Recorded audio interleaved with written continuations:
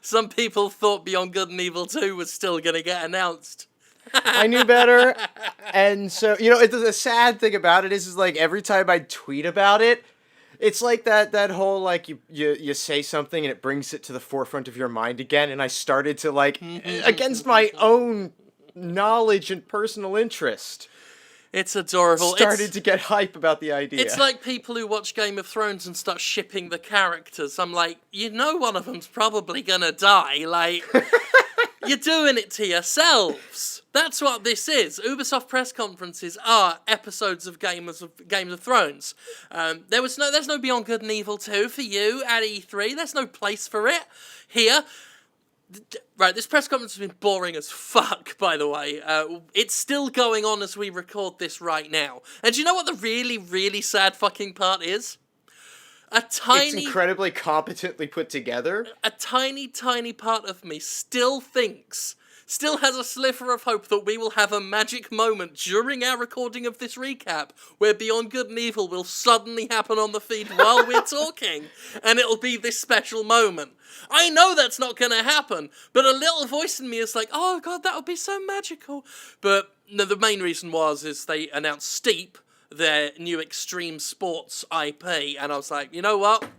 I'm done. I'm checked out. Let's get this over and done with so I can get the video edited and recorded and uploaded before the Sony conference. So let's just bash this out, because honestly, Sure. I don't want to spend much time on it. Bored the piss out of me. The games look fine. They look very Ubisoft. They didn't even have anything like really cringy bad happening. No forced viral meme attempt stuff. The show opened like some bizarre circus. I'll give them that. That was weird. Yeah, that was strange. But then some Just Dance thing, and I'm like, that big dance number, you're watching Beyond Good and Evil 2's budget there, being spent for that. But Aisha comes out and does her host thing, and she's done it plenty of times now, and she's a very competent presenter. The show would be a way more of a train wreck without her there. Like, she keeps it we'd ticking. have a lot more to talk about. Yeah. God damn you, Aisha, making the thing fucking watchable.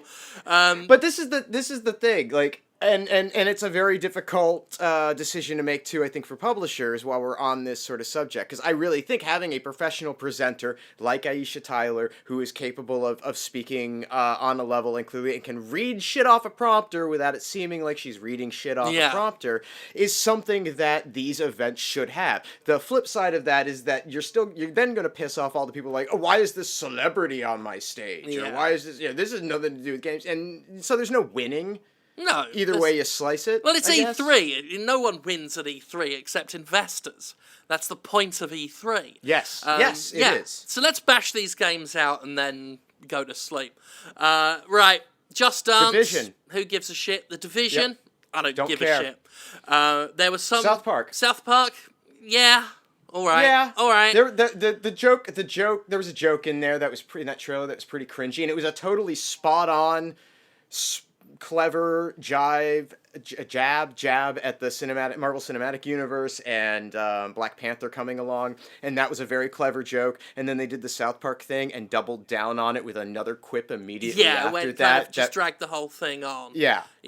Which I totally understand people saying don't get all PC police about this because it is South Park and that's the way it is, and so be it. I'm not upset about it. I get why some people are, but I don't think that they're that clued in anymore but this is just South Park. That's yeah. It's I liked Stick of Truth well enough. This one looks, like more of the same. They added some stuff in the combat with space and a big fart. Fair enough. But again, more of the same, and then Splinter Cell again. Yeah, what are they calling it? Ghost Recon Wild Wacky Land. It's another open world Ubisoft game. Because we needed another one. Was it Ghost Recon? It was Ghost Recon. It's hard to tell the difference. They're all... I can't tell my Tom Clancy from my Tom Clancy. They all look the same. But they all look the same, and now that Ubisoft deals with them all, and has its whole open world fetish. Like, they're all just turning into the same game as well. So, you know, you can't tell your difference between your Divisions and your fucking Ghost Recons and your Splinter Cells and all this shit. At least it's just me, you know, and I'm sure someone in the comments will be able to elucidate all of the varied, nuanced differences sure. between these war game shooter things. Feel free. They probably know the difference, like I know the difference between Dynasty Warriors games. Exactly. Right. But yeah, to me, I'm just sick of open worlds where, like, most of that world is just like an empty expanse of dirt and grass. Yes. Like, and it's just so fucking... I don't care how big your open world is anymore. I'm planning a Jimquisition on this. I don't care how many square feet you've got. What interesting shit is in there? It needs to be about density. It really It does. does. And there was a smaller open world in Fallout 4, but it felt more exciting because more was packed in. Yes. I don't give a shit how big you are. I give a shit, like, what's in it, you know? It's like, you know, you get a huge Christmas present box that's just, like, beautifully wrapped, and you're like, holy shit, there's something awesome in here. And it's like batteries for a vibrator. And don't get me wrong, you need batteries for your vibrator, Absolutely. and they'll be put to good use. But you really had an expectation that there would be something more interesting in there than just the batteries. Maybe a whole other vibrator. Exactly. So, yeah. Too little vibrator in your game. Yeah. Exactly. Assassin's Creed movie. Like, don't give a fuck. Oh, you and I are so screwed. I like, know. In this thing, we got both Assassin's Creed movie and Watch Dogs movie. Which, So that's been announced. If you don't know, we do a movie podcast together, Conrad and I, the spin-off Doctors. We're a couple of movie boys. You can listen to that on the Jimquisition.com if you like. But yeah, we're going to have to fucking cover that shit eventually. So that was that. Grow Up, the sequel to Grow Home. That one actually had my attention because I really like Grow Home. I'm looking at clowns right now.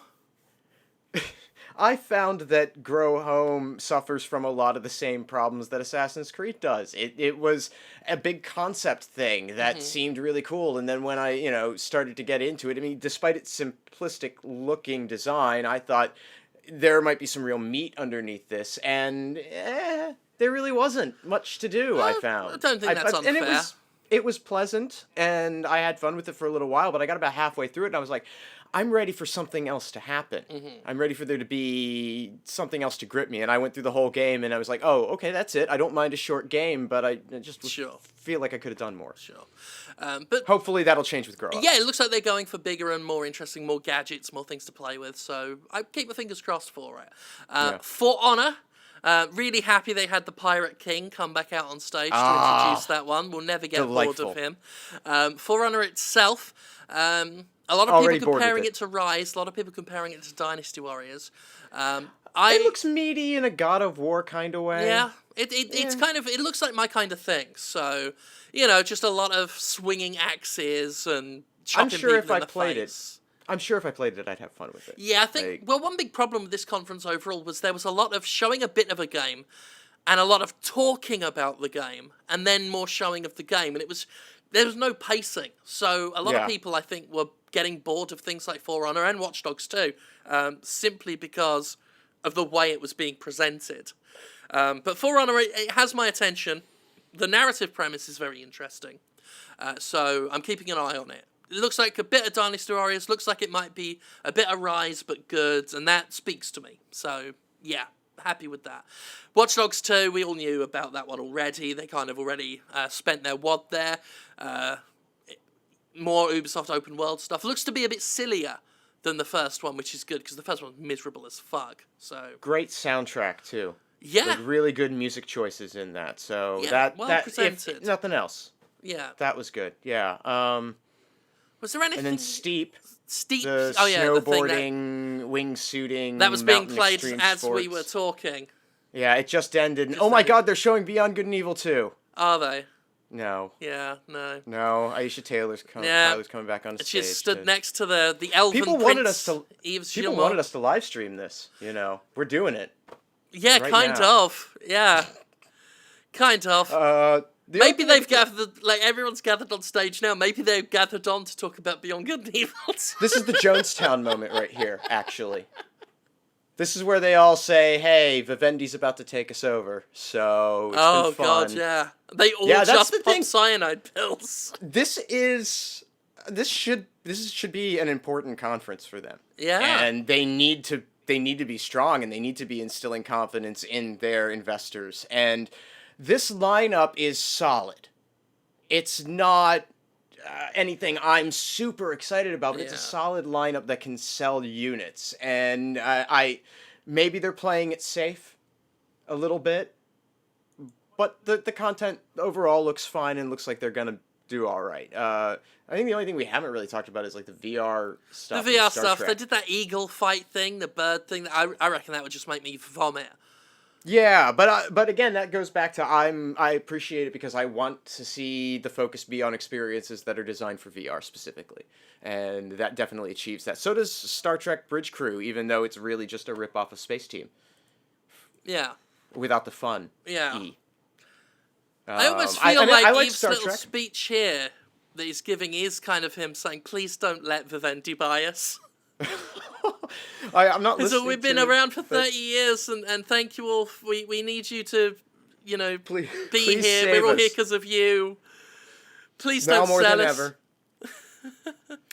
Ever. But everybody's wearing their ribbons, and that's nice. Yeah, it was a nice touch. They did it. Bethesda did it. Well, and Aisha came right out, and they had a bit in the presentation to lead off the show with it, which not necessary. Everybody's wearing the ribbons and everybody gets it, but it was, I think, perfectly respectable of them to do that, and I appreciated it. So that was more or less it. We forgot Final Fantasy 15 in the Xbox conference. Well, I'm gonna forget it once it releases too. So yeah, it confused the hell out of me. All right, well, that's that down, and we'll be back for the Sony press conference, I suppose. Beyond Good and Evil 2 didn't happen while we were talking. No, it's a montage of all the things that aren't Beyond Good and Evil. Yeah. Maybe they'll end with. I'm gonna stop doing that now. All right, we'll see you for Sony's conference. Bye.